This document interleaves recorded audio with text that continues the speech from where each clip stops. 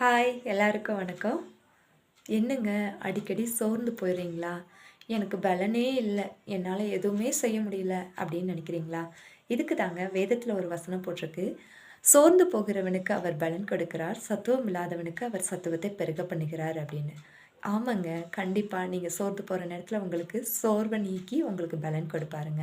சரிங்க, அதுக்கு நான் என்ன பண்ணணும் அப்படின்னு தானே கேட்குறீங்க. ரொம்ப ஈஸிங்க. கர்த்தருக்கு காத்திருங்க. என்னது கர்த்தருக்கு காத்திருக்கணுமா?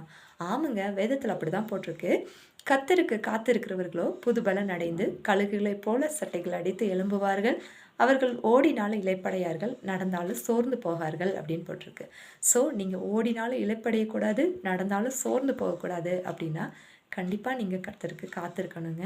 அப்படி காத்திருக்கும்போது, நீங்க ஒரு சோர்வில்லாத, ஒரு இளைப்பில்லாத, ஒரு நல்ல சமாதானமான வாழ்க்கைய வாழ முடியும். இந்த வீடியோ உங்களுக்கு பிடிச்சிருக்கும்னு நெனைக்கிறேன். அப்படி இருந்தா இத சப்ஸ்கிரைப் பண்ணுங்க, லைக் பண்ணுங்க, ஷேர் பண்ணுங்க. Thank you. God bless you.